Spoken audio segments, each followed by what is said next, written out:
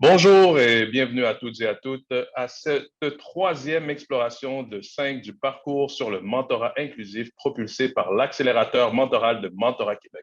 Permettez-moi de nous réintroduire. Nous sommes vos animateurs Jennifer Petrella et moi-même Joël Nawesh-Caritage et nous serons tous ensemble pour la prochaine heure pour explorer une thématique forte et intéressante. Nous aimons vous le rappeler qu'une exploration vous est présentée tous les mois et ce depuis le mois de janvier 2022 jusqu'au mois de mai. Alors, il vous reste encore 2 autres explorations. On vous invite donc à le partager, à le diffuser sur vos réseaux autour de vous, de manière autant professionnelle que personnelle. Alors, aujourd'hui, nous explorons la thématique suivante, le mentorat au féminin. Comment se positionner en tant que mentoré eux? Alors, on vous rappelle aussi que la séance est enregistrée. L'enregistrement sera disponible sur la page de l'accélérateur mentoral sur le site web de Mentorat Québec à la section membres. Nous vous invitons donc à devenir membre sans plus tarder, si ce n'est pas déjà le cas, pour avoir accès à une panoplie de contenus ainsi qu'à nos balados qui se trouvent aussi disponibles. Alors, petite nomenclature pour celles et ceux qui seraient nouvellement intégrés, inclus au parcours sur le mentorat inclusif. Le déroulement se passera comme suit. Alors, on va débuter par une mise en contexte et présentation de nos panélistes, ainsi qu'un 30 minutes d'entrevue des panélistes qui sera suivi d'un 15 minutes de questions de vous, chers auditoires. On vous invitera donc à utiliser la fonction chat pour y formuler vos questions, commentaires, suggestions, plaintes. Alors, et puis par la suite, on va procéder à un résumé dernier commentaire de nos panélistes et puis aussi de vous, chers auditoires. Et c'est ce qui clôturera la troisième exploration. On vous rappelle aussi que la prochaine exploration aura lieu mardi 12 avril sur Zoom, toujours en mode webinaire. Et puis, partagez-le, mettez-le déjà dans votre agenda si ce n'est pas déjà le cas. Alors, pour la mise en contexte, je passe maintenant le micro à ma collègue Jennifer Petrella. Jennifer? Merci beaucoup, Joël. Bonjour tout le monde. Je m'appelle Jennifer Petrella. Je suis experte en mentorat chez Mentorat Québec. Donc, j'aimerais ça vous expliquer ce que c'est l'accélérateur mentoral. C'est le programme qui nous permet d'avoir ces pédalistes avec nous aujourd'hui. Donc, l'accélérateur mentoral, c'est un programme qu'a lancé Mentorat Québec en 2019. Il est soutenu par le secrétariat de la condition féminine pour promouvoir le mentorat comme moyen d'attirer et retenir les talents dans des milieux à prédominance masculine. Quelques activités de l'accélérateur cette année et l'année prochaine. Donc, il y a la série d'exploration dont cette séance aujourd'hui fait part. Ensuite, nous débutons un corps d'entreprise qu'on va accompagner dans le design et l'implantation d'un programme de mentorat inclusif. Ça commence à l'été, plutôt au mois de mai. Et puis, le deadline pour s'inscrire, c'est dans 2 semaines. Alors, informez-vous. Nous allons aussi monter une communauté virtuelle de femmes qui pratiquent le mentorat entre pairs. Et bien sûr, on a le mois de mentorat en janvier de chaque année, accompagné par son forum. Donc, aujourd'hui, comme Joël vous l'a expliqué, c'est la troisième exploration de 5 sur le mentorat inclusif. Le sujet d'aujourd'hui, le mentorat, comment se positionner en tant que mentoré féminin. C'est une question très interpellante. Les femmes qui travaillent dans un milieu à prédominance masculine ont tellement de priorités. On s'est dit, bon, il y a le défi d'apprentissage et de performance qui se présente à tout travailleur ou travailleuse, hommes comme femmes. Mais en tant que femme, on a aussi d'autres enjeux qui entrent en compte. Par exemple, Statistique Canada en 2018, elle a calculé qu'en moyenne, les Canadiennes passent 6,3 heures de plus par semaine que les hommes à s'occuper des tâches ménagères. Okay? Si elles sont mères, surtout lors d'une situation de pandémie où les enfants sont parfois à la maison de façon imprévisible, donc il ajoute une autre charge. Elle aussi distribuée de façon inéquitable. Donc, en décembre dernier, en décembre 2020, l'OCDE a calculé qu'en moyenne, les mères d'enfants de moins de 12 ans étaient près de 3 fois plus susceptibles que les pères de dire qu'ils assumaient la totalité ou la majorité des tâches de garde supplémentaires non rémunérées liées à la fermeture d'écoles et de garderies. Donc, dans cette situation, on voit que beaucoup de femmes sont en droit de questionner le retour sur investissement de leurs activités professionnelles ou paraprofessionnelles, dont le mentorat. Est-ce que le mentorat est un bon usage de leur temps? À quoi doit s'attendre une femme en s'engageant dans une relation mentorale? Si une femme décide d'aller de l'avant, comment faire pour se trouver un mentor et tirer la meilleure partie de la relation dite mentorale? Voici les questions qui nous interpellent aujourd'hui. Et pour mieux comprendre ces enjeux du point de vue d'une mentorée, l'accélérateur mentoral a le plaisir de recevoir 2 panélistes aujourd'hui. Alors, nous avons tout d'abord Mme Sandrine Foucha, ingénieure logicielle chez Clearcom. Titulaire d'une maîtrise en génie électrique et dotée de 13 ans d'expérience dans le domaine logiciel, Sandrine se considère comme une preuve vivante de l'importance de redonner au suivant à travers la pratique du mentorat qui l'a aidée, elle, à orienter sa carrière de manière stratégique. C'est par ailleurs à travers son maillage mentoral qu'elle a su percevoir davantage la nuance, le besoin ainsi que les bénéfices d'être une femme mentorée par une femme mentoreuse. Aujourd'hui, elle fait aussi sa part à titre de mentor impliqué à aider l'avancement professionnel tout en continuant à se faire mentorer elle-même. Sandrine, merci beaucoup d'être avec nous. Merci, Joël. Ça fait plaisir. Alors, en second lieu, nous avons Mme Emmanuelle Rivard, qui est artiste d'effets spéciaux pour le cinéma chez Method Studios. En plus d'être une ancienne mentorée du programme de mentorat du Bureau du cinéma et de la télévision du Québec et celui de l'École des arts numériques, de l'animation et du design. Anciennement peintre professionnel et toujours passionnée des relations humaines, Emmanuelle a cherché une mentor pouvant lui offrir une des 3 qualités suivantes, soit la perspicacité, l'expérience ou l'écoute. Elle a réussi à trouver 3 en 1. Alors, Emmanuelle, merci d'être avec nous aussi par ce beau midi. Merci, Joël. Parfait. Alors, pour débuter les questions, je renvoie le micro à Jennifer pour débuter la période d'entrevue avec nos panélistes. Merci beaucoup, Joël. Oui, c'est un très grand privilège d'être avec vous deux aujourd'hui. J'aimerais commencer avec Emmanuel. Emmanuel, on s'est rencontrés, toi et moi, alors que je formais les mentorés du programme de mentorat du Bureau de la cinéma, de la télévision et du cinéma du Québec, l'école en arts numériques. Dans ton inscription au programme, tu avais dit que tu n'avais pas d'attente par rapport à ta relation mentorale. Okay? Ça peut paraître un peu incohérent de te demander aujourd'hui si tes attentes ont été réalisées, mais parfois on dit ne pas avoir d'attente, mais on en a dont on prend conscience au fur et à mesure. Donc, ma question aujourd'hui, c'est pourquoi étais-tu inscrite dans un programme de mentorat? Deuxièmement, si ta relation avec ta mentor a su combler des attentes ou des espoirs dont tu étais consciente ou non? Oui, absolument. En effet, je me souviens, je n'avais pas vraiment d'attente. Je crois que c'est surtout que je ne savais pas vraiment ce qu'était le mentorat. Et je dois avouer qu'à l'époque, j'étais en plein networking. Je voulais juste me faire des contacts. Alors pour moi, c'était une manière de me faire un contact. Et aussi, je ne voulais pas être déçue. Je me disais, qu'est-ce que cette personne-là a à gagner à s'impliquer tellement avec moi? J'étais un petit peu, comment dire, peut-être cynique ou dubitative, mais c'est absolument extraordinaire l'expérience que j'ai eue. Ça a tellement comblé mes attentes. Ma mentor s'est tellement impliquée dans ma vie avec moi chaque semaine. Ça a absolument changé ma carrière, changé ma vie. Et en ce moment, je travaille pour un des plus gros studios sur les plus gros films. Et puis, est-ce que vous venez de mentionner que ça a comblé vos attentes, mais ces attentes-là se sont formulées comment au courant, vu qu'au départ, vous n'en aviez pas, mais là, une fois en dedans, est-ce qu'il y a eu des parts de réflexion par rapport à des attentes qui seraient à atteindre? Oui, absolument. Ma mentor a su élégamment soulever des petits, peut-être, des insécurités que j'avais. J'avais pas confiance en moi, j'étais plutôt nerveuse. Mon reel n'était pas tout à fait... mon reel, c'est un petit peu le portfolio qu'on présente dans les effets spéciaux, n'était pas tout à fait à la hauteur professionnellement. Alors, j'ai découvert que je devais améliorer ma confiance en moi, améliorer un petit peu mon professionnalisme. Et soudainement, oui, c'est des attentes qu'on a commencé à travailler ensemble. Et elle m'a fait travailler très fort. C'est intéressant ce que tu dis là, Emmanuel. J'ai l'impression que ta mentor est venue comme solliciter ton potentiel. Oui, absolument. En fait, elle s'est faite une très bonne idée de moi en me parlant. Et c'est là que j'ai vraiment apprécié de plus en plus le programme de mentorat parce que j'ai compris qu'elle avait eu une formation et qu'elle avait des outils pour identifier c'était quoi mes besoins. Des besoins que je n'étais pas vraiment consciente que j'avais et d'avoir les outils pour les développer d'une manière qui est vraiment avec un très beau doigté et une manière qui était vraiment comme étalée sur plusieurs étapes. Joël, je pense que oui, oui. Oui, excuse-moi. Je pense que je t'ai coupé la parole avant, tu avais sûrement une autre question à poser à Monique. Exact, toujours Emmanuel, parce qu'on est dans ce flow-là, on veut garder ça organique et que ce ne soit pas quelque chose de trop, disons, structuré ou de trop formel.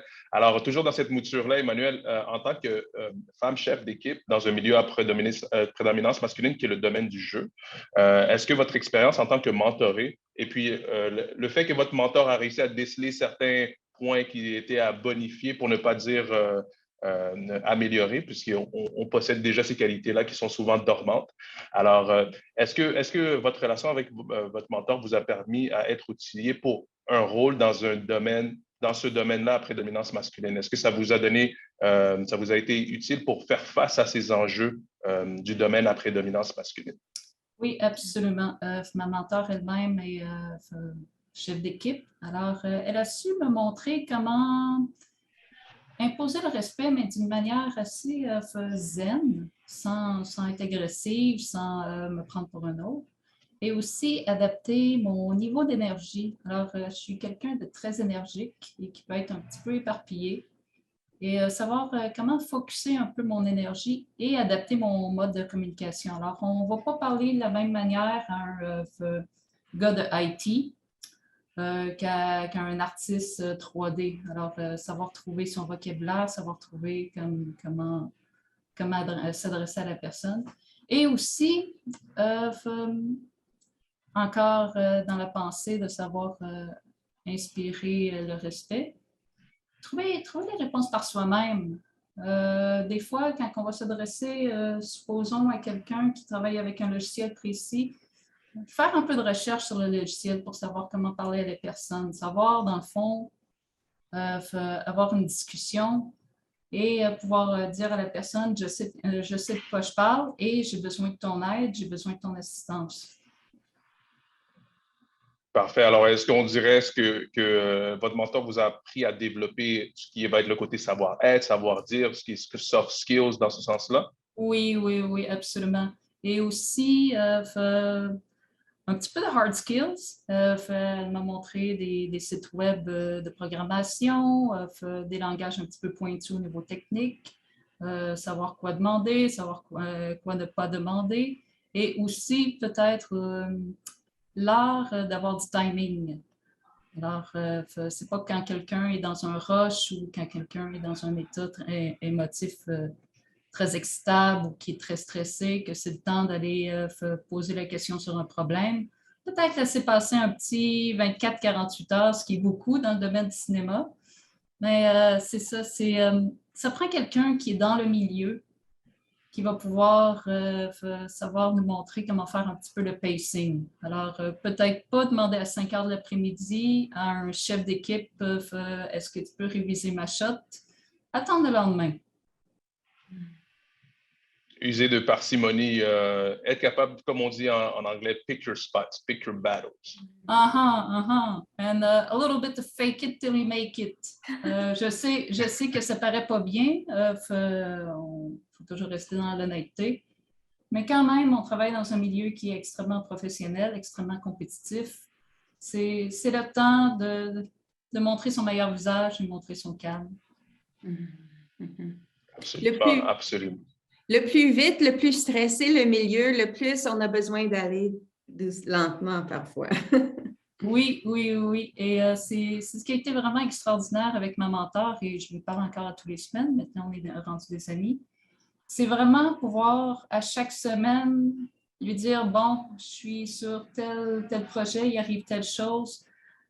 Alors, qu'elle puisse me dire d'une manière vraiment comme intégrée et factuelle, bon, OK, c'est pas le temps de soulever cette question-là, relax, parle d'autres choses. Ou des fois, il est peut-être temps de soulever cette question-là à ton chef d'équipe. Parfait, super. Alors, je vais lancer la prochaine question à Sandrine. Alors, Sandrine, si vous permettez de vous appeler par votre prénom. Oui, pas de problème, bien sûr. Parfait. Alors, Sandrine, vous aussi, vous êtes chef d'équipe dans un milieu où les femmes se voient minoritaires, soit le milieu de l'ingénierie, plus précisément celui du logiciel. Et vous nous aviez dit d'ailleurs qu'il peut y avoir facilement 3 femmes dans une équipe de 30 hommes. En plus, il s'agit d'un milieu à haute pression qui demande beaucoup de temps, du vôtre, et d'autant plus que le secteur de l'ingénierie souffre d'une forte pénurie de main-d'œuvre. Alors qu'une relation mentorale, on le sait bien, demande ça, ça exige du temps. Alors, comment est-ce que vous pourriez évaluer le retour sur votre investissement en termes de temps consacré en tant que mentoré au cours de la dernière année ou au cours, disons, au sens le plus large de votre relation mentorale? Mhm. Très bonne question. Merci, Joël. Donc, oui, en effet, je travaille dans un milieu assez stressant et qui est très demandant. Et pour moi, en fait, dans la dernière année, c'est tellement stressant et ça bouge tellement vite que dans mon travail, il y a eu une dizaine de personnes qui sont parties à peu près. Donc, je ne sais pas si vous avez entendu parler de la grande dépression, comment on appelle, la Great Resignation en anglais qu'on dit, la grande démission. Donc, durant la post-pandémie, là, surtout dans les milieux, à forte tendance technologique, il y a beaucoup de gens qui se trouvent d'autres vocations professionnelles dans le mien. Et face à ça, j'étais un peu comme déstabilisée. Je me disais, ah bon, tout le monde s'en va. Est-ce que moi aussi, il faudrait que je parte? Et c'est ça, en parlant avec ma mentor, elle m'a permis, en fait, de voir dans cette situation une occasion d'accélérer ma progression de carrière. Donc, pour moi, en fait, la relation mentorale m'apporte, en fait, une largeur de vue et une profondeur de vue par rapport aux situations que j'ai vues dans mon travail. Parce que c'est sûr, ma mentor, elle a plus d'expérience que moi. Et donc, c'est ça, elle a une certaine sagesse qui me permet, c'est ça, elle me donne j'ai envie de dire des cues en anglais, comme des suggestions qui me permettent, en fait, à chaque situation à laquelle je fais face dans mon travail, de pouvoir l'analyser d'un point de vue qui est nécessairement celui auquel j'aurais pensé et qui s'avère la plupart du temps, sinon presque toujours vraiment une approche vraiment très stratégique et intelligente. Donc, pour moi, le retour sur investissement, il est là, quoi. Il est là dans le sens où c'est important, comme Jennifer le mentionnait tantôt, quand ça va très vite, c'est important de pouvoir s'arrêter et de penser où est-ce qu'on s'en va, parce que sinon on risque d'aller dans le tourbillon et finalement de ne pas être heureux avec ce qu'on fait. Donc, pour moi, c'est ça. C'est ça que ça m'apporte. Donc, je veux dire que l'investissement que je prends, l'heure que je prends à chaque 2 semaines pour parler à ma mentor, ça vaut son pesant d'or, quoi. C'est absolument pas du temps perdu. Vraiment pas du temps perdu. Au contraire, c'est Parfait. du temps gagné. Exact, c'est du temps très bien investi, Exact, malgré oui. disons, le côté un peu qu'on pourrait voir comme étant une charge dans Oui, l'immédiat. Ah, c'est encore oui, une rencontre à faire, etc. Mais dans le court, moyen, long terme, c'est quelque chose oui, de très, très limité. Et puis, vous oui. avez mentionné l'apport en termes de retombées, votre mentor, elle vous a aidé par rapport à votre cheminement, mais est-ce que vous pouvez témoigner, c'est quoi si je peux prénommer votre mentor Louise, c'est quoi que Oui. Louise vous a amené par rapport à votre cheminement de carrière en termes de réflexion qui vous a permis de passer à un autre niveau, juste pour pouvoir avoir un témoignage un peu plus concret? Concret. Je dirais que quand j'écoutais Emmanuel, vraiment, je me sentais comme si c'est la même chose pour moi. Vraiment, vraiment, vraiment, honnêtement, ce qu'elle m'a apporté là, c'est vraiment la prise de conscience que c'est important d'avoir confiance en soi. Je ne pourrais pas le redire, je ne le dirai jamais assez. Vraiment, je me suis rendu compte avec elle que la plupart des défis que j'avais à affronter dans mon travail, bon, c'est sûr qu'il y a des défis réels, là, on s'entend, mais de ma part, ça demandait vraiment d'avoir une plus grande maturité, d'avoir confiance en mes capacités. Et par exemple, en début d'année, à la première rencontre en janvier, elle me dit, bon, ça va être quoi tes objectifs cette année? Pour moi, c'était comme, waouh, toujours, Madame Champoux, vous avez toujours quelque chose pour me tirer par le haut, vous comprenez? Donc, de dire, oui, on ne s'arrête pas là, tu es capable d'aller plus haut, tu es capable d'aller plus haut. Donc, qu'est-ce que tu vas faire pour aller plus haut?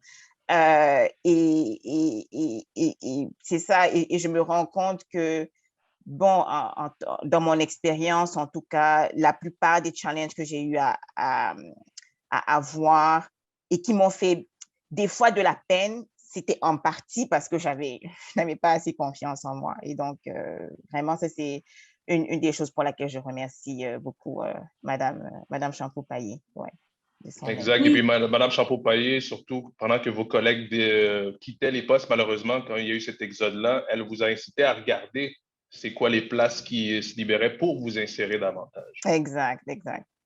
Ouais. Oui, et puis vous avez vous avez gravi des échelons auxquels vous ne vous attendez pas juste parce qu'elle vous a dit, ben là, vous visez trop bas, visez plus haut et vous avez réussi. Exact. Ouais, ouais.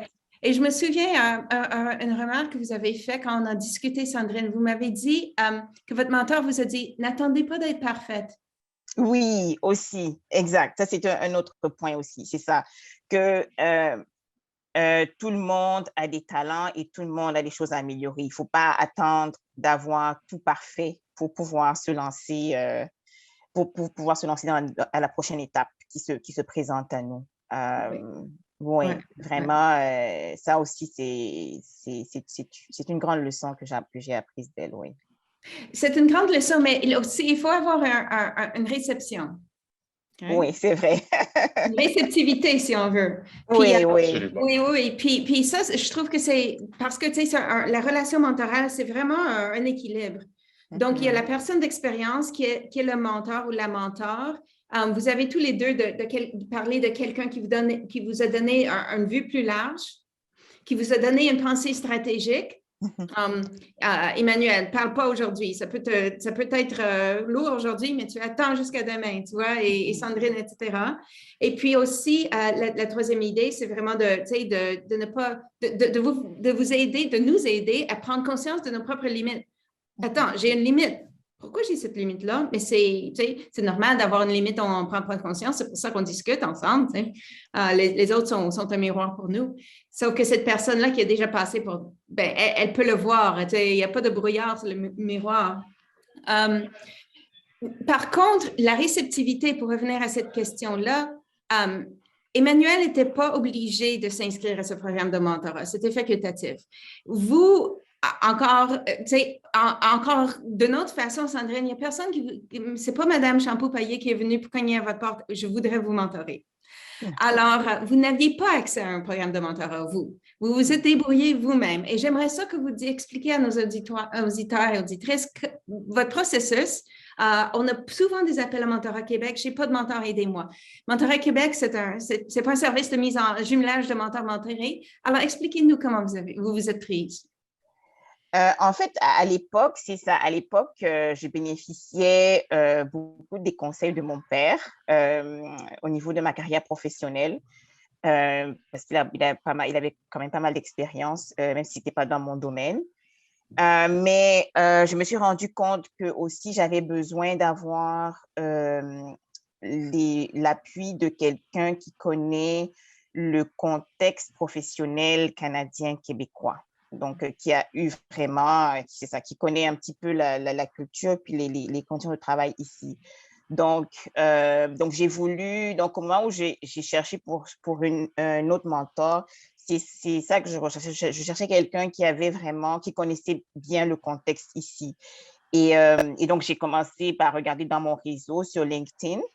Et c'est ça, en regardant dans mon réseau, je suis tombée sur un échange entre une amie ingénieure, Zoé, et Madame Champoux. Et elle la remerciait parce que je pense que Madame Champoux l'a aussi mentorée.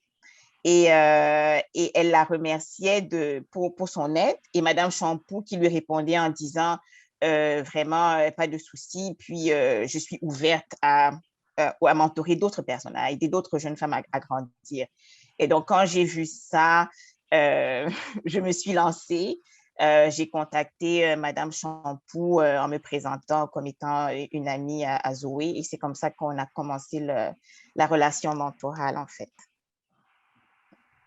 Excellent. Donc, j'aimerais ça que nos auditeurs comprennent que Sandrine a écrit un message sur LinkedIn à quelqu'un qu'elle ne connaissait pas pour lui demander d'être mentor, puis ça a fonctionné. Exact. Parfois, c'est une question de prendre l'initiative, d'être proactif. Et on ne sait jamais. Au pire des cas, la personne dira non. Mais au moins, de se donner cette chance-là. Exact, exact. En fait, je me suis rendu compte que la plupart des gens vraiment sont ouverts à aider. Si on lève la main, puis qu'on montre notre intérêt, je pense que la plupart des gens, ils sont ouverts à aider. Et ça a été mon expérience, honnêtement. La plupart du temps, quand j'ai levé la main pour demander de l'aide, j'ai reçu l'aide dont j'avais besoin. Donc, ouais, ça vaut la peine. Ça vaut la peine de ne pas avoir peur, oui. Oui, excellent, excellent.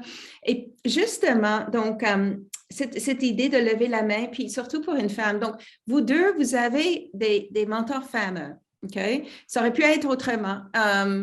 Parfois, les femmes cherchent vraiment une mentor femme, d'autres fois, pas forcément, et puis parfois même, elles cherchent le contraire. J'aimerais vous écouter là-dessus. Est-ce qu'il y a pour vous une importance pour le même d'être mentoré par quelqu'un du même genre? Est-ce qu'il y a des pour, des contre? Vous y allez comme vous le sentez. OK, je vais y aller. OK, donc moi, dans mon cas, en fait, quand je cherchais une mentor, en fait, je cherchais une mentor à cette époque-là. Dans mon cas, je cherchais une femme parce que j'avais en tête d'avoir une évolution de carrière vers des postes plus stratégiques. Et comme on le sait bien, dans mon milieu, il y a moins de femmes, on est minoritaire.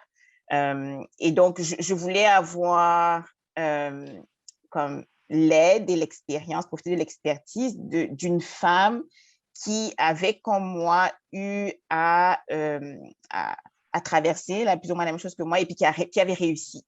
Pour moi, c'était très important d'avoir quelqu'un, un exemple, c'est comme comme M. Le Gaudier, la lumière au bout du tunnel, c'est comme, OK, j'ai besoin d'avoir quelqu'un qui me dit c'est possible. Et donc, c'est ça. Et donc, j'ai cherché, puis j'ai trouvé Madame Champoux. Même si elle n'est pas en ingénierie, c'est quand même quelqu'un qui est dans des conseils d'administration, bref, qui a un certain niveau de carrière et qui évolue dans des milieux qui sont à prédominance masculine. Donc, pour moi, c'était important à cette étape de ma carrière d'avoir une femme. Maintenant, est-ce que tout le temps, je vais chercher une femme? Non. Je pense que pour moi, c'est ça. Je pense que pour moi, la relation mentorale, elle se bâtit à partir du besoin que j'exprime, que j'ai besoin de combler. Et ça n'a pas nécessairement besoin d'être toujours le cas que ce soit une femme. Si un homme est capable de répondre à un besoin que j'ai, ben, il n'y a pas de souci là. Mais c'est ça. Donc, c'est ce que je dirais pour moi. Vas-y, Emmanuel. Ça suit une trajectoire parallèle de Sandrine. Full disclaimer, je suis une tomboy. Je m'entends très bien avec les gars. Ça a toujours été comme ça. J'aime ça parler avec les hommes, j'aime ça me tenir avec des hommes, mais quand il est venu le temps de choisir une mentor, j'avais vraiment besoin d'avoir une mentor femme et Christine était là. Et en plus, elle est TD, ça veut dire qu'elle est plus du côté technique et moi, je suis plus du côté artistique. Et aussi, c'est quelqu'un qui est très terre à terre et très calme. Et moi, j'ai un peu la tête dans les nuages, alors je trouvais que c'était un bon complément. Mais c'est ça, j'avais vraiment besoin et j'ai encore besoin.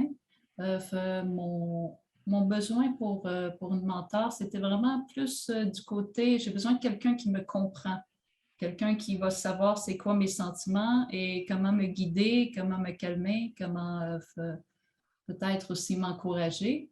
Et souvent, avec mes collègues masculins, quand je parle de mes problèmes émotifs, alors j'ai une liste très, très, très précise de toutes les choses logiques de comment je pourrais, chirurgicalement, adapter le problème. Et c'est quelque chose que je trouve que je vais plus trouver chez une amie femme. Et chez une femme, plus je comprends comment tu te sens et le rapport émotif. Pour ce qui est de l'avenir, je ne sais pas. Je dirais que les mentors se présentent d'eux-mêmes maintenant. Je travaille dans mon domaine. J'ai eu un très, très bon lead, Rick, qui a pris le temps de passer des heures avec moi, vérifier mes scripts. Mes scripts, c'est en gros comment je travaille avec mon logiciel, me donner son point de vue, me donner ses trucs techniques. Mais je dirais pour l'avenir, je suis très bien avec Christine. Est-ce que je vais avoir besoin d'un mentor masculin? Peut-être. Mais avoir une mentor femme, ça a vraiment fait la différence pour moi. Il y a comme une espèce de complicité féminine. Comme j'imagine qu'il doit y avoir une complicité masculine entre gars, c'est sûr. C'est quelque chose qu'on ne peut pas trouver ailleurs. Puis, ça fait du bien de pouvoir se voir sur Zoom une fois de temps en temps et dire, ouais, est-ce que c'est moi qui ai raison ou je me sens comme ça? Mais ta mentor femme qui dit, j'ai passé à travers la même chose que toi, je comprends comment tu te sens. Et des fois, il y a juste le fait que quelqu'un comprenne émotivement, il n'y a pas vraiment de discussion à avoir, ça fait toute la différence. Oui, tout à fait. C'est un phénomène qu'on observe souvent quand quelqu'un est minoritaire. Et il faut de valider son expérience parce que souvent, il y a cette expression en anglais qui doit sûrement migrer vers le français, le gaslighting, hein, parce qu'on est minoritaire, puis on éprouve quelque chose, puis la majorité ne le voit pas, ne le comprend pas. Donc, ils disent, ça n'existe pas, sauf que ça existe très réellement. Puis, c'est souvent quelqu'un qui a aussi éprouvé une expérience semblable du fait qu'elle a aussi été dans une situation minoritaire, qu'on peut légitimer la chose et trouver la solution adéquate. Par contre, la recherche sur le mentorat dit parfois que c'est les femmes qui se font mentorer par une femme dans leur milieu à prédominance masculine, il y a des avantages et parfois des désavantages. Le désavantage, ça peut être que la mentor n'a pas accès au même réseau ou au même degré d'influence qu'un homme. Okay?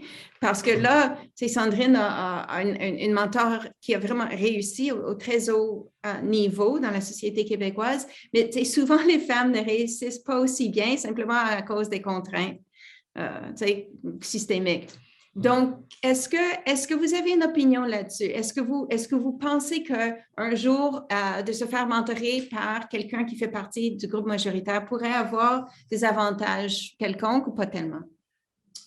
Pour moi, au niveau mentorat, pas vraiment. C'est vraiment plus la personnalité. Et Christine est déjà très, très avancée dans sa carrière. Je suis très chanceuse de l'avoir. Pour être très honnête, si j'ai besoin d'un contact haut placé, je le fais déjà. J'écris à LinkedIn au Big Boss ou j'envoie un message au Big Boss. Et comme j'ai été artiste peintre longtemps dans ma vie, faire des liens avec des personnes haut placées, faire du networking, faire du PR, c'est un talent que j'ai dû développer pour pouvoir vendre des peintures. Alors, de ce côté-là, je n'ai pas de problème. Faire des contacts et tout. Pour mon mentorat, c'est vraiment plus la personnalité et jusqu'à quel point la personne veut s'investir. Et aussi quelque chose de vraiment important que je pense que j'ai souligné avant qu'on ait tous les participants, c'est à quel point que Christine, ma mentor, a été très, très, très bien outillée. Ça n'a pas juste été bon, je t'écoute parler une fois par semaine et j'ai rien à dire. Alors, avoir quelqu'un qui est formé, aussi très bien formé pour être mentor. Moi, j'ajouterais à ça que, ouais, je suis tout à fait d'accord avec toi, Emmanuel, là-dessus. Pour moi, en fait, c'est ça. Si j'ai quelque chose à rajouter, ce serait que vraiment, moi, la relation mentorale, pour moi, le but premier, c'est de développer mon talent. C'est vraiment parce que je me suis rendu compte que plus je m'épanouis, c'est-à-dire que j'agrandis mon éventail de capacités, en fait, plus je suis capable de mieux servir les gens autour de moi et d'être heureuse. Donc, c'est ça mon but premier de rentrer dans une relation mentorat, c'est d'identifier, ah oui, je pense que je peux développer tel aspect de moi et comment est-ce que je peux le développer? Est-ce que quelqu'un peut m'aider? Et si cette personne, je trouve une personne qui peut m'aider à développer ce que je veux développer, ça me satisfait amplement. Alors, pour moi, le but premier, c'est pas nécessairement le fait d'être un homme ou une femme. C'est vraiment ça. Le but, c'est vraiment c'est ça, de me sentir bien dans le fait que j'explore, je m'épanouis dans mon travail.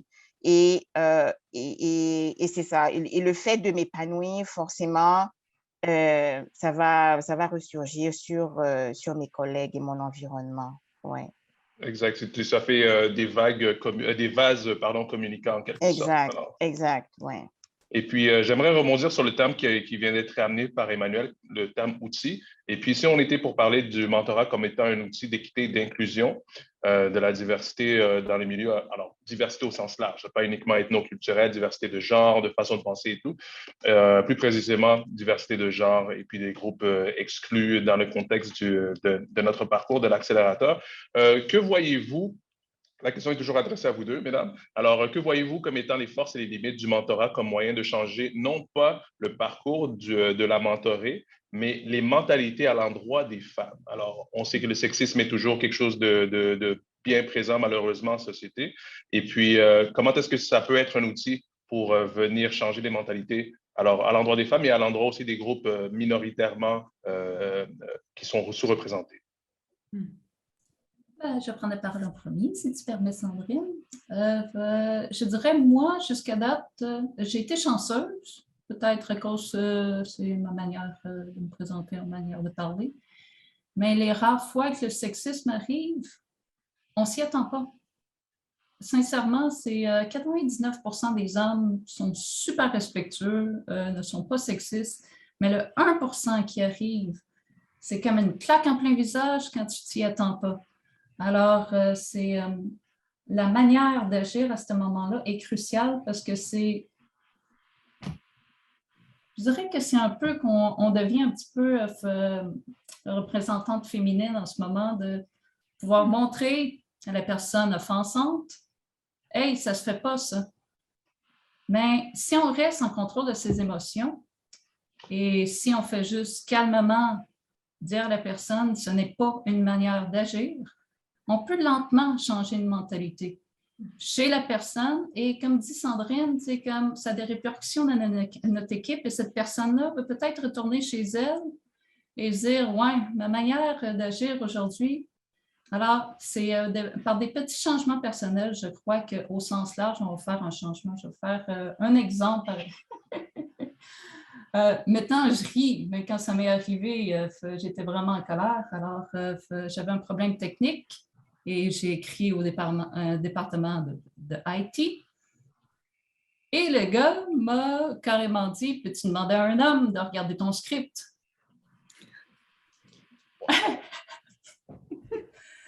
Noir sur blanc. Oui. Alors, oui, ma première réaction, et Christine m'avait averti, garde, reste calme quand ça t'arrive. Parce que justement, ces personnes-là, pour éducation ou quoi que ce soit, on ne sait pas c'est quoi qui est arrivé dans la vie de cette personne-là. Cette personne-là s'attend à avoir une réaction hystérique, irrationnelle, t'es juste une femme, t'es trop émotive. Alors, si on prend un pas de recul, on reste calme. Et j'ai juste répété, oui, je vais faire vérifier par un homme. Il s'agit d'un problème de votre côté et non du mien. Et juste le fait de répéter calmement ce que le gars m'avait dit, le gars m'a répondu « Je m'excuse, ça a peut-être été mal formulé, mal interprété ». Alors ça, c'est vraiment avec ma mentor que j'ai appris quand ça m'arrive, rarement, mais quand ça m'arrive, ces cas de sexisme-là, de juste faire « Wouf ». prendre un pas de recul, admettre la situation, qu'est-ce qui arrive, c'est pas correct, je suis pas d'accord avec ça, mais réagir calmement. Et parmi ce 1% de personnes-là, je dirais comme le 3/4 est prêt à avouer que ouais, c'était pas fort mon affaire. Et le petit pourcentage qui reste, et ça m'est arrivé aussi, c'était assez particulier. Le gars était vraiment déplacé. Il m'a même envoyé sur LinkedIn des petits bonhommes érotiques après que j'ai dit d'arrêter de me parler comme ça. Et j'avais informé Christine, non, j'ai ce gars-là qui n'arrête pas de me courir après, il est vraiment déplacé. Elle me dit de comment agir et c'est ça, je n'ai plus jamais entendu parler de ce gars-là, mais j'ai plus de contact avec lui quand même. Oui, c'est Alors, ça.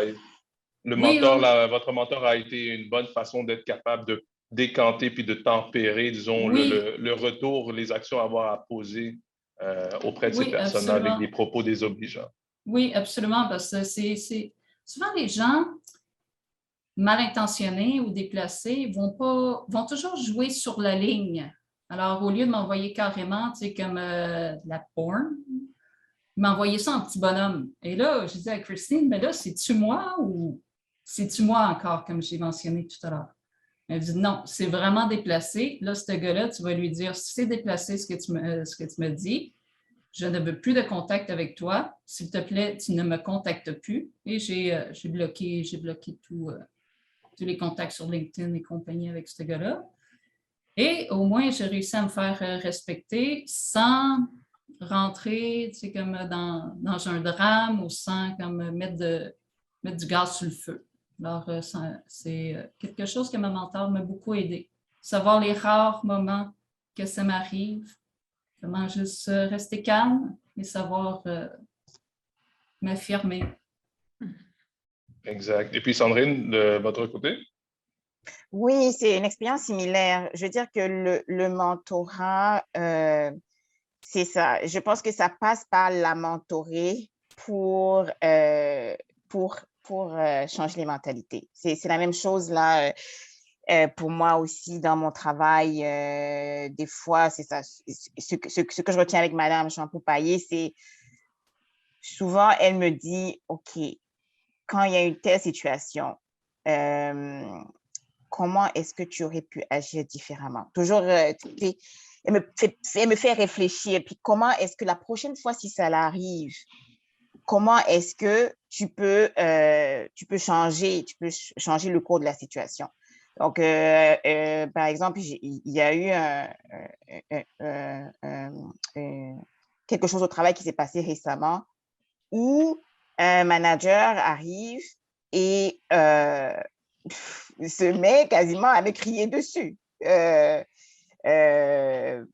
Parce que, en fait, la vraie raison, c'est il aurait fallu qu'il prépare plus le meeting à l'avance parce que c'était lui qui était responsable de faire une partie du travail. Et malheureusement, le meeting était en train de déborder parce qu'on essayait de rattraper ce qui n'avait pas été fait. Et grâce à mes échanges avec Mme Champou-Paillé par le passé, ben, j'ai réussi à rester calme et à dire non, ça ne fonctionne pas comme ça parce que. Et à la fin de journée, il m'a envoyé un message pour s'excuser, pour dire oui, je m'excuse, j'ai été un peu dur tantôt et tout. La prochaine fois, ce qu'on fera, c'est qu'on va faire un meeting de préparation avant le meeting avec les autres membres de l'équipe. Comme ça, on sera mieux outillés pour présenter le travail à faire au reste de l'équipe. Donc c'est ça, le mentorat, comme je l'ai dit au début, vraiment, ça m'a apporté la confiance de dire, là, écoute, il y a quelque chose qui est objectivement pas correct. Donc, ce n'est pas à toi de te casser en mille, de dire, oh, pauvre Sandrine et tout, mais c'est de dire calmement, comme dit Emmanuel, de dire non, calmement, ça ne fonctionne pas comme ça. Mais ce que le mentorat m'a apporté, c'est ne pas... C'est les émotions, voilà. Comme on dit, les femmes, en tout cas moi particulièrement, ça peut aller dans tous les sens. Mais là, c'est de dire non, OK, il y a une situation, ça, c'est pas correct, mais il faut choisir. Madame Champoux me dit souvent, choisis tes mots, apprends à choisir tes mots. Donc, tu exprimes qu'est-ce que tu ressens de manière posée, et puis normalement, c'est ça. Normalement, c'est ce que je me suis rendu compte. Les personnes, après, ils se rendent compte que la situation n'était pas tout à fait celle qu'ils auraient dû provoquer, et puis ils essayent de se reprendre, quoi. Oui. Sandrine, j'aimerais ça amener tout de suite une nuance. Oui. Ce qui est important, je pense, pour nous, c'est que même s'il y a cette préjugé qui a souvent véhiculé que les femmes sont plus émotives et tout ça, concrètement, là, les femmes ne sont pas, on n'est pas nées avec plus ou moins d'émotions qu'un homme. Sauf que quand on démonte les émotions, ils sont amplifiés. Le monde les exagère, alors que c'est chez les femmes. Donc, ça nous rend plus... Il faut être plus prudente, malheureusement. Il faut moins, peut-être le dialing them down, c'est simplement parce que le lens est un lens amplificateur. Sinon, tu as amené certains points en correspondance avec Emmanuel. Et je trouve, on avait posé une question tantôt, l'avantage d'avoir une mentor qui partage certaines expériences, dans vos cas, être une femme dans une situation où les hommes sont dominants. Puis ce que je remarque chez vos deux mentors, c'est qu'ils ont fait un travail d'inoculation ou de prévention. Et vous ont dit, vous allez être confronté au sexisme. Voici comment vous allez agir le moment venu. Le moment n'était pas encore venu. Puis ça, c'est quelque chose que, justement, une mentor avec une expérience semblable peut peut-être vous apporter que quelqu'un d'autre ne pourrait pas. Je ne sais pas si ça résonne, Sandrine. Oui, tout à fait. C'est tout à fait vrai, oui. Nous approchons doucement de la fin de l'intervention. Nous avons sollicité des questions, donc nous allons y venir. J'aimerais ça inviter tout de suite America de mettre notre sondage de satisfaction à l'écran pour que le monde puisse commencer à le remplir. Entre-temps, on aurait deux petites questions pour vous. Donc, la meilleure pratique en tant que mentoré, il y en a plusieurs. Vous nous avez donné des exemples sans les nommer explicitement aujourd'hui. Donc, je vous invite à partager votre idée. Si vous aviez une jeune personne qui venait vous dire, écoutez, je viens de me trouver un mentor, vous aviez un conseil à leur donner, ce serait quoi? Donc, première question. Deuxième question, qu'est-ce que ça a apporté à votre mentor? Donc, Emmanuel s'était posé la question au tout début de conférence. Elle était un peu cynique. As-tu dit, je pense, Emmanuel, pourquoi ils font ça? Maintenant, ayant vécu la relation mentorale, à votre avis, qu'est-ce que cette relation-là a apporté à votre mentor? Et comme le temps est court, je vous propose de choisir la question qui vous convient le plus et on va vous écouter là-dessus. Emmanuel, tu veux commencer? Oui, je vais y aller. Je prends un conseil parce que sincèrement, j'ai demandé à Christine qu'est-ce que ça lui apportait, et puis elle m'a fait un grand sourire, puis elle m'a dit « so much ». Bon, j'en sais pas plus. Le conseil... Oui, Joël? Non, j'allais juste dire, ça laisse place à beaucoup d'interprétations, mais on voit le positivisme de la relation. Oui, puis on est rendu de très bonnes amies. Alors, je dirais le conseil, être transparente. Dire les choses telles qu'elles sont, ne pas les embellir. Ça m'est arrivé quelquefois de faire une erreur au bureau et je l'ai carrément dit. C'est comme, OK, I flopped today, Christine, I did this and that. Puis, au lieu de, comme j'avais peur qu'elle me chicane ou qu'elle ait honte de moi, tout ce qu'elle fait, c'est rire et dire non, regarde, ça arrive, c'est beau, t'es pas la seule, c'est normal, ton lead doit comprendre, c'est correct au niveau où est-ce que tu es rendu. Alors, être transparente et pas d'autre aussi. Oh, ne pas être cynique comme je l'étais.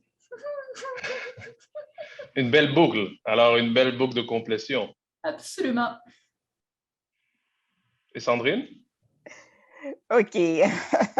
Par rapport à, bon, qu'est-ce que ça apporte à Mme Champoux-Payet? Bon, j'avoue que je ne saurais pas dire exactement, mais je peux juste présager. Je peux juste comme, bon, déjà, ça fait plus de 2 ans qu'on se connaît. Puis, d'habitude, à Noël, on s'envoie des cartes de Noël. Et cette année, elle m'a envoyé une carte. Et dans la carte, elle a dit, tu comptes beaucoup pour moi. C'est ce qui était marqué dans la carte. Bon, exactement quoi, je ne sais pas. Mais je pense que Madame Champoux, de son point de vue, je pense que elle aime tellement, elle aime ça voir les personnes fleurir, les personnes grandir. Et je pense que ça la rend juste heureuse de pouvoir m'aider à grandir dans ma carrière. Et c'est ça, quand j'ai reçu sa carte, j'étais très contente de recevoir sa carte parce que des fois, je me dis, oh mon Dieu, est-ce qu'elle va penser qu'elle perd son temps avec moi? Mais en recevant un mot comme ça d'elle, ça fait beaucoup plaisir de sentir que la relation qu'elle a avec moi aussi, pour elle la valorise, quoi. Donc, je dirais, c'est ça, un truc qui est important dans une relation mentorale, c'est vraiment le respect mutuel entre la mentor et le mentoré ou la mentorée. C'est vraiment que chaque personne se respecte l'engagement qu'il a envers l'autre et ait confiance dans le fait que les échanges sont fructueux. Des fois, ça me prend du temps. Des fois, Madame Champoux, elle me dit quelque chose, puis là, c'est comme je ne comprends pas tout à fait, mais je prends le temps entre les échanges de pouvoir comme mijoter, et après, je finis par comprendre. Donc, c'est important qu'il y ait cette base de vraiment confiance et respect dans la relation pour qu'elle soit fructueuse. Oui, bien, écoutez, je vous donne un petit avant-primeur. L'exploration du 12 avril, votre mentor sera là, Madame Champoux-Payet. Donc, elle va sûrement, si tu veux vraiment savoir, Sandrine, qu'est-ce qu'elle en retire, ben, tu poseras la question comme auditrice dans le chat. D'accord. Elle ne pourra pas s'esquiver. Exact. Et puis ici, on pouvait juste, disons, on va devoir clôturer sous peu. Si vous aviez à approcher à entamer une nouvelle relation mentorale, est-ce que vous l'aborderiez différemment ou est-ce que ce que vous avez appris de par votre approche déjà de prime abord, vous le feriez de la même façon ou est-ce qu'il y a quelque chose que vous viendriez changer ou faire différemment? Là, je viens de me rendre compte qu'il faut que je travaille sur mon cynisme parce que je viens juste de penser « Ah, j'aurais jamais une aussi bonne mentor que Christine, ça vaut rien, c'est quoi que… »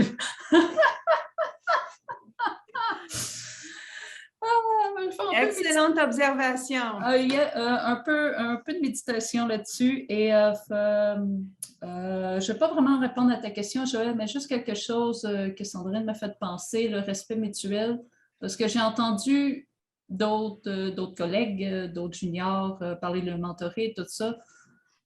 Un mentor et une très belle relation, mais ce n'est pas un psychologue.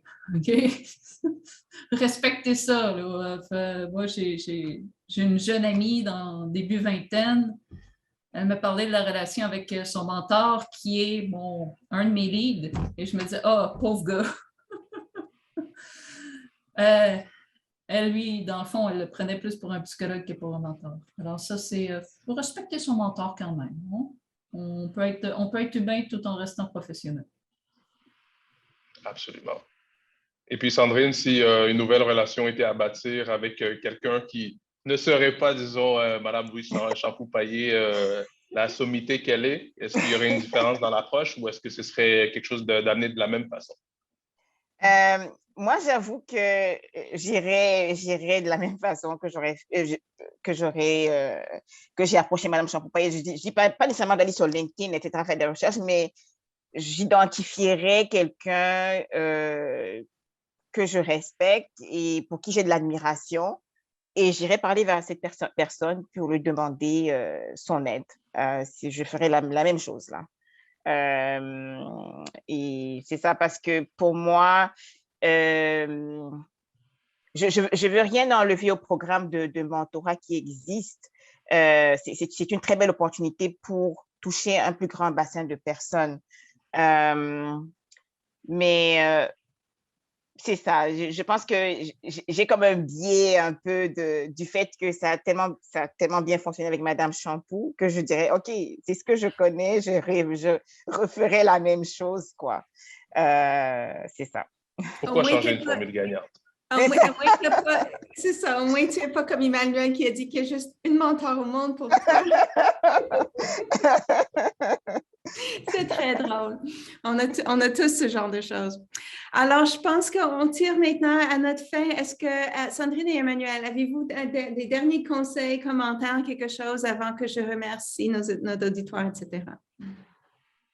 Ben moi, je dirais que vraiment, que vous fassiez une carrière où vous êtes minoritaire ou pas, je pense que vraiment le mentorat vaut son pesant d'or dans une carrière professionnelle parce que c'est ça, c'est comme tu gagnes de l'expérience sans avoir nécessairement à faire tout le parcours souffrant qu'il faut pour retenir des leçons de ça. Donc, je trouve que c'est comme un accélérateur d'avancement professionnel. Donc, vraiment, j'encourage n'importe qui là qui a l'opportunité de pouvoir bénéficier d'un appui de quelqu'un qui est un peu plus avancé que lui ou elle, vraiment de ne pas hésiter parce que c'est vraiment, vraiment gagnant-gagnant, vraiment. Oui, absolument. Puis, je dirais qu'en effet, ça vaut son pesant d'or. Et c'est un petit peu comme si vous voulez investir à la bourse et vous voulez un très, très bon conseiller financier qui connaît toutes les trades et qui a, j'allais dire, des insiders. Ça, c'est pas très légal, là, mais qui connaît les trucs du métier, qui connaît, tu sais, comme qu'est-ce qui s'en vient et tout ça. Est-ce que vous voulez investir à la bourse tout seul avec votre portfolio et votre petit logiciel ou vous voulez avoir, tu sais, comme un trader professionnel avec vous qui connaît le métier et tout? Voyez ça comme investir dans vous, investir dans votre carrière, ça vaut vraiment, vraiment la peine. Vraiment la peine. Excellent. Bon, on va repartir avec ça d'abord. Alors, j'aimerais remercier nos deux panélistes, Sandrine Fuccia, ingénieure logiciel senior chez Clearcom, et Emmanuel Rivard, artiste d'effets spéciaux pour le cinéma chez Method Studios. J'aimerais aussi remercier le secrétariat à la condition féminine, qui est le bailleur de fonds de l'accélérateur mentoral de Mentorat Québec. Donc, à partir de cette belle échange, nous allons préparer un outil de synthèse pour nos auditeurs. Donc, c'est un mini-synthèse de cette séance. Il vous sera envoyé par courriel avec un sondage d'appréciation. Et puis, on vous se voit le mois prochain, le 12 avril, le mentorat féminin, comment se positionner en tant que mentor. Invitez vos collègues, vos amis, etc. Il est gratuit et on a envie de vous entendre. Merci tout le monde. Merci. Alors, c'était Jennifer Petrella et moi-même, Joël Nawash-Carvitage. Et au nom de l'accélérateur mentoral, merci d'avoir été de l'exploration. Merci à nos deux panélistes et puis à la prochaine exploration. Merci beaucoup. Merci, au revoir. Au revoir. Bye.